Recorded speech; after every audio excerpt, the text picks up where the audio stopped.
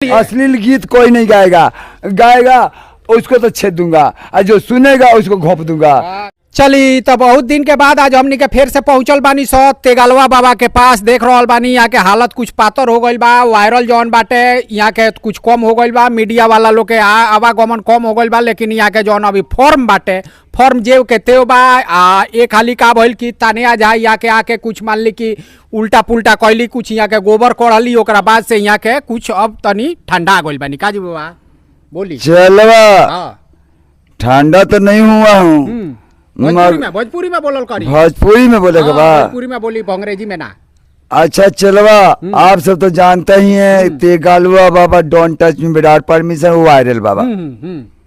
सारा दर्शक हमको जानता है और मानता भी है, मगर तानिया जा उल्टे पुल्टे गीत गाया, अश्लील गीत गाया, अश्लील गीत फैलना नहीं चाहिए, इसलिए मैं रोक डालने के लिए उससे मोहब्बत का नाटक किया। अच्छा अच्छा, मगर नकली किया, असली हो गया।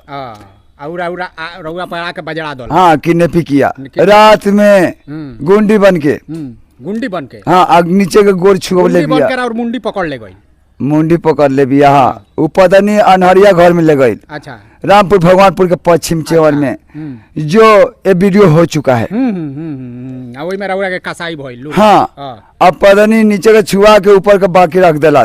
सुन ला ताकि तो वही छेद देती भाई गुंडा में छेद दी यही से तार गोर छू के प्रणाम कर लेवी। अच्छा पता नहीं से जान बात जा। हाँ पता नहीं बहुत से भैया बहुत से बता कहले ई हरमजादी अश्लील गीत एकरे चलनिया एगो बिया साला रानी। अच्छा अच्छा, जो वो एगो अश्लील गाना कुली बड़ा अश्लील बाजी। जब तानिया नहीं मानती है तो हम उसको मनाने के लिए ऐसा किया, मगर उसको चलनिया एगो ऐसा मोड़ दिया है कि साला अब उसको कौन मनाएगा जो रानी नाम है। तो ओकरा के रउआ वो बॉस के नहीं रउआ बा। हां तब हम बताओ तनी। हां बोली एकरो से बिगड़ल उ काम करतिया। हां आई चलिनिया। हाँ जो गीत गईले भी रानी ओकर नाम है ने अभी गीत बनी। ना गाना के नाम धइला के जरूरी नहीं है, गाना आप सब जानते हैं रानी कौन सा गीत गाया है जो बेशर्मी के हद के पार कर गया, पार कर गया है। अब ये जो छूट गया वीडियो ये नाच का घड़ी है, इसलिए तेगालो बाबा उदासी है कि संसार को क्या होगा। ये पानी नहीं हो रहे हैं, ये लक्ष्मी हो करके साला बरसात से लोग के मारे गौदाई का काम करती है। अच्छा अच्छा, पाप बढ़ गइल बाबा। लक्ष्मी रानी एक लक्ष्मी पैदा हुआ मगर यहाँ दलिद्री का काम करती है। हम समझाना चाहते हैं हर नारी हर लड़कियां सुधर जाओ, और सिर्फ चर्चा भी ऐसे गाती हैं कि कोई फायदा नहीं होता है घर छोड़ करके।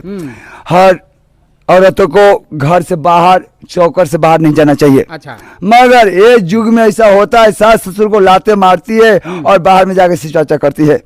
वो घूमने जाती है, झमकाने जाती है, और उसका पति है साला बाहर में आज 2 नंबरी के काम करने जाती है। अच्छा, और साला कमा के लाती है। हरिंद्रा भैया फलाना भैया कहती है, मगर आके घर में भतार का कपार भी फोड़ देती है। ये इतना ना हम घर में देख रहा हूँ ससुर के पीटत रहता रही। हाँ भक्ति एकदम चरम पर बा, भक्ति बा साला करनी ना धनी सोबनी ना अपना पति के सैया नहीं कहत और दूसरा पति के साला रउआ कहतिया। चलवा गीत गावत रही दिन रात। हाँ ये बात है महाराज, आप तो समझदार है। बाबूजी खैला बिनु माई मुआ तालू। हाँ 5000 7000 लेके तीरथ धाम पर चल जाई। हाँ बात बाकी ना, माता पिता तीरथ छोड़ देता है और जाता है बैजूनाथ कि बाबा का लग जल चढ़ा सरवा अपना बाप के जल चढ़ा नहवा ओका कपड़ा खींच, जैसे तेगालो अपना माँ के कपड़ा खींचते हैं। Don't touch me without permission हम कर दिखाते हैं जो आप सबके सामने है।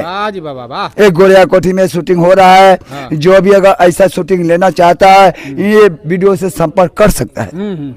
क्योंकि अरे सुननी है भोटो भाट में खड़ा होकर काजी। हाँ सब लोग से मन गुता गइल बारे। हाँ हम सरकार को रवैया देखते हैं, इसीलिए मैं सोचा कि मैं वोट में खड़ा हूँगा। अच्छा, सरकार बन जाएगी। हाँ क्योंकि नीतीश कुमार पलटू पलट जाता है बार बार। नीतीश और तेजे बरौरिया और बरौरिया से लड़े। बरौरिया से लड़ना है यार। अच्छा, जीत जाए तो क्या करे? हाँ, पूरा तहलका करेंगे, पूरा तहलका। पाउच पहले पाउच का फैक्ट्री बंद कर देंगे। अच्छा। जो फैक्ट्री अभी चल रहा है, जब चल रहा है तो पीने वाला पिएगा। सोचने की बात है। प्रशासन झूठ मूठ का है, पुलिस झूठ मूठ का है। जो प्रशासन खुद फैक्ट्री बनवा दिया है साला पाउच का, बोतल का, जो एक बोतल का साला दारू का दाम है 500 रुपया। चलवा ये बोतल कहाँ से आता है? जैसे पवन सिंह साला बियर पीता है ढोरी में ढार के। इंडिया का है, कौन पाकिस्तान से नहीं आता है। चलो सारा उदिया गुदिया नोक पर रखता हूँ मैं। ऐसे तेगलवा में नहीं हूँ, बहुत तप किया हूँ। 17 जन्म में ये तेगलवा का उतार लिया हूँ। जैसे जी बाबा राशन बांटा था 5 किलो के जगह 2 किलो भेटा। हाँ, तो सुधार। और सुन लो सरकार, मैं आप सबको बताता हूँ, जो सरकार जो चावल आटा हर चीज देता है डीलर को, वो बराबर नहीं देता है घर वालों को। वो आधा हिस्सा रख लेता है, तोलता है तो उसमें 200 ग्राम कम हो जाता है 1 किलो पर। सोचने की बात है। डीलर बिल्डिंग कहाँ से ठोकता है? वो पैसा कहाँ से आता है? ये सरकार को कार्रवाई करना चाहिए, सीबीआई बैठाना चाहिए। ये साला माल आता कहाँ से? एक बोरा वो माल बिका गया, जो बच गया तो वो माल गया, सरकार बोलता है जनता के पास भेज दिया। साला वहाँ बैठ के देखता है और सारा घोटाला हो जाता है, और हम लोग भूखे मरते हैं। आज पानी बिना धान मर रहा है। बिजली कभी आता है नहीं आता है। तो नहीं ऐसा बरखा होता है, रात भर बिजली गायब रहता है। नल लगा दिया पानी का, साला पानी आता नहीं है, खाली लगा दिया है, दौड़ा दिया है बस। बिजली साला सरकार में सर टकरा फोड़ डालूंगा। काहे कि सारा मोटा गया ज्यादा। सारवा अभद्र भाषा तो बोलता ही है, तेगलों के भी परेशान कर दिया है। साला तानिया जितना मन लस पकड़ लो ना सरवा, जेल में ना ठल्लस। एक मन बढ़ाओ लेकर गुंडा लोग के। इसलिए विधान सभा में मैं अब पहुंचूंगा। आंधा कानून को पट्टी हटा करके आंख वाला कानून को बैठाऊंगा। Don't touch without permission. सच्चाई छुप नहीं सकती सियाही के फूलों से, खुशबू आ नहीं सकती कागज के फूलों से। काशी विश्वनाथ में जज लोग हमको गोर लगा है।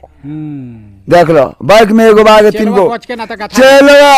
योगी जैसे ठोकता है वैसे मैं ठोकूंगा। कहीं खाने के लिए जेल में नहीं डालूंगा, इसको आउट कर दूंगा। न रहेगा बांस न बजेगा बस। सरकार के खाना खाएगा खाई लो आउट में। हाँ, इसको सब को हटाओ ना तो सरेला है, उसका दिमाग सड़ गया है और वो सराएगा। मैं ऐसा कानून निकालूंगा। नरेंद्र मोदी तेरे को भी निशाना में लिया हूँ, क्योंकि तू हेलीकॉप्टर ज्यादा फड़फड़ाता है। हम साइकिल फड़फड़ाता है, हर गांव में हर चेवर में घुस जाता हूँ। चलो चुनाव चिन्ह रही डमरू त्रिशूल। अच्छा, जितना दर्शक में जान जाओ। वोट मांगे जाए लोग से, हम वीडियो में बोलेंगे, फिर आपने सही से नचाएंगे, गांव में घूमेंगे, शहर में घूमेंगे। हम लोग के मातावा बहनी वोट देव हमरा के। सेटअप नोट कहाँ से आई रे? तो हमको हाथ जोड़ने की कोई जरूरत है। हम तो वायरल हो गए हैं। अच्छा। वो तो दर्शक चाहता है कि बाबा आप खड़ा होकिए। जैसे आप खड़ा हो गए ना। ढेबुआ कहाँ से आई जी? हमारी जनता सहयोग करेगा। ढेबुआ हाँ, बरौरिया का आदमी है हमारा। ओ मेरा भी आदमी है यार। अच्छा बाबा, लास्ट में आई तो डमरू में चेपी सटा गई बाजी। ठीक बा, बाजता ठीक भाई। त्रिशूल के तनी नहीं राखी ना तो ये घोपा जाए। अरे बिना घोपवाले घोपाई को फिर से पवन खेसारी एगो विवाद शुरू हो गइल बा। का कहे बे पर? आए पवन खेसारी साले दोनों जाना मिली भगवत बड़ा लगी। साले तू ओकरा के मारता रहा, ओकरा के मारता। चलवा, ये सब गलत बात है।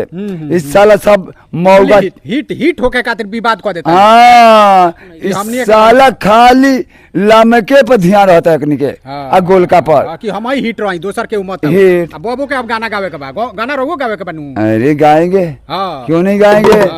चलवा, हम तो एक्टर हूँ। अच्छा, एक्टर डायरेक्टर। ट्रैक्टर वाला एक्टर है। ट्रैक्टर वाला एक्टर है नू। चलवा चल देबो ना, भीड़ लग जाए। गाना कौन गाए? गा के सुना दूं? हाँ, मैंने ऐसा सुना कि जो चले गाना तब ऐसे ही सुना देते हैं।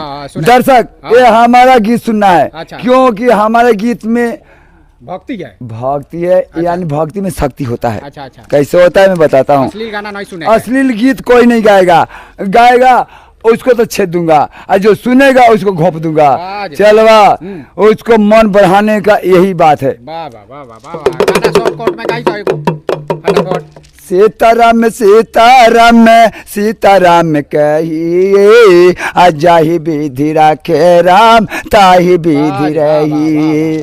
मुख में हो राम नाम काम सेवा हाथ में तू अकेला नहीं प्यारे राम तेरे साथ। चलो हर बंदा के पास राम है इसलिए विश्वास करो।